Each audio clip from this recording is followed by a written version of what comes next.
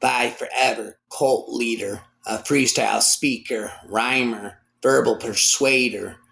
There is a cult of ignorance in the United States, and there has always been the strain of anti-intellectualism has been a constant thread winding its way through our political and cultural life, nurtured by the false notion that democracy means that my ignorance is just as good as your knowledge. Aurelia has was just about to take a sip of a memo, so when a mother guardian snatched the flu away and promptly downed the drink in one gulp, burping unashamedly, she said, "We can't have the validity of the marriage contracts jeopardized because the bride got rat-assed on her wedding day."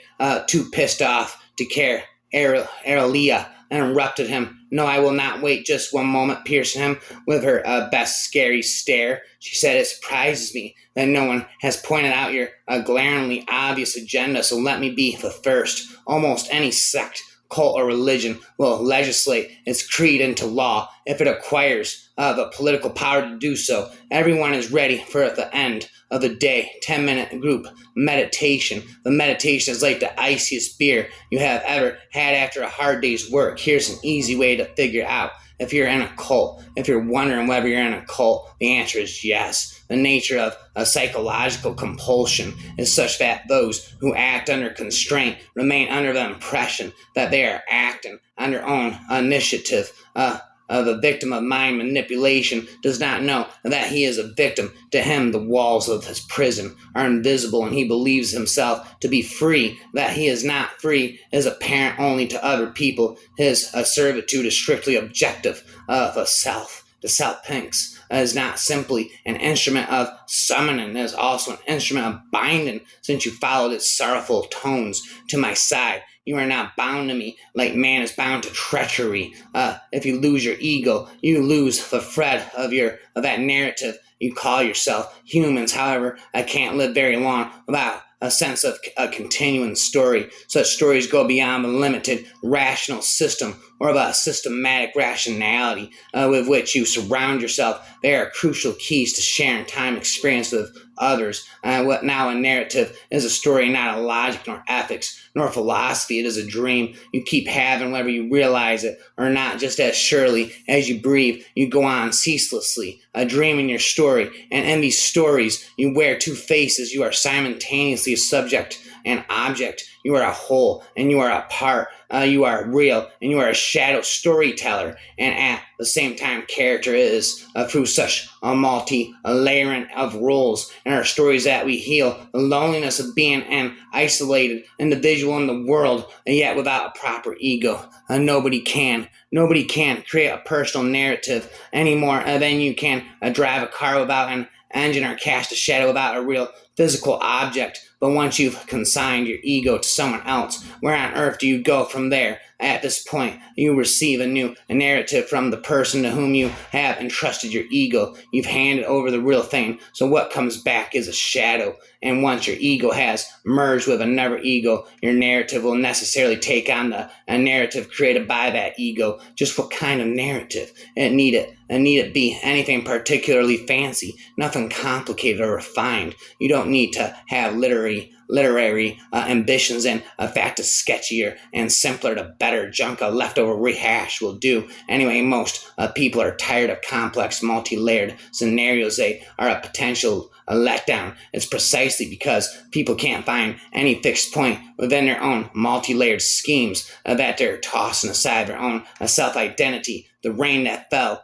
on the city runs down the dark gutters and empties into the sea without even soaking the ground. Some people with DID, the dissociative identity disorder, present their narratives of sadistic abuse in a quite matter-of-fact way, without perceptible effect. This may sometimes be done as a way of protecting themselves and the listener from the emotional impact of their experience. We have found that people describing trauma in a flat way without feeling are usually those who have been more chronically abused. It's been Toucan Scooby-Doo to you. Isolating oneself into a narrowly defined victim group promotes a view of others as irrelevant at best and dangerous at worst, which eventually only leads to further alienation. Gains extremists political parties and religious cults may provide solace, but they rarely foster the mental flexibility needed to be fully open to what has to offer, and as such cannot liberate their members from their traumas. Well-functioning people are able to accept individual differences and acknowledge the humanity of others. Human psychology is that anything you do in a group feels right. People as a group can kill someone and call it religious because it feels right to them. Religion and righteousness are not the same thing. Religion is about going beyond right and wrong and seeing things as they are without any prejudices and judgments. In sum, Dublin is the psychological means by which one invokes the evil potential of the self. That evil is neither inherent in the self nor foreign to it.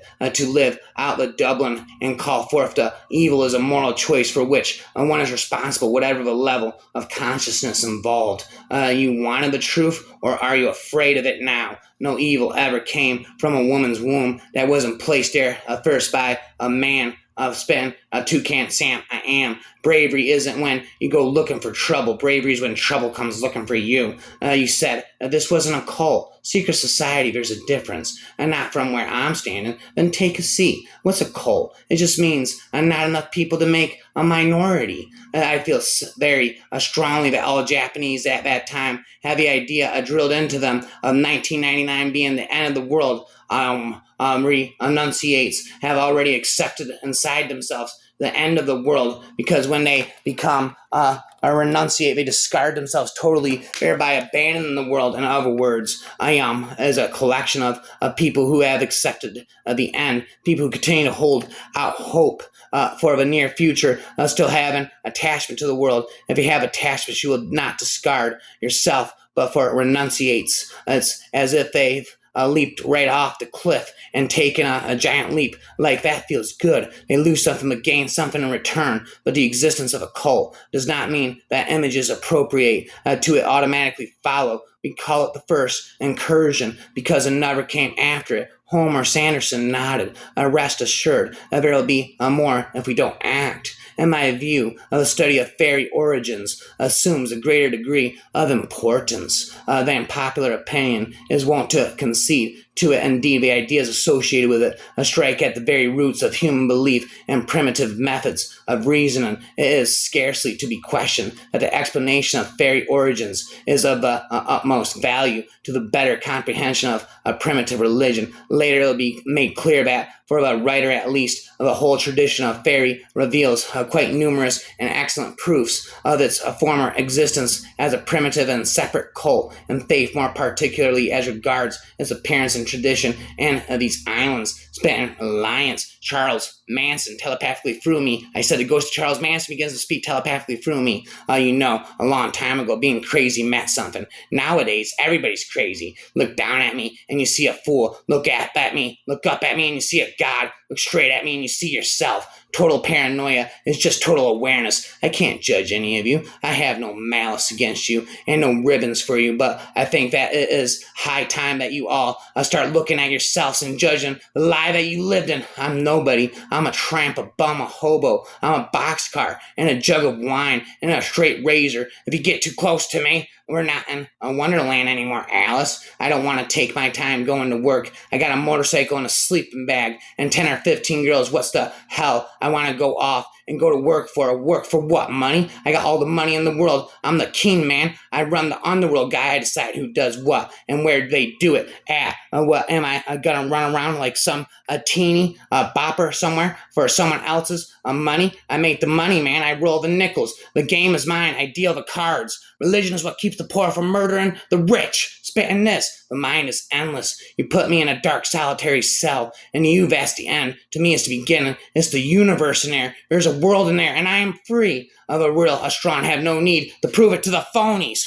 Monopoly, sloppity, floppity.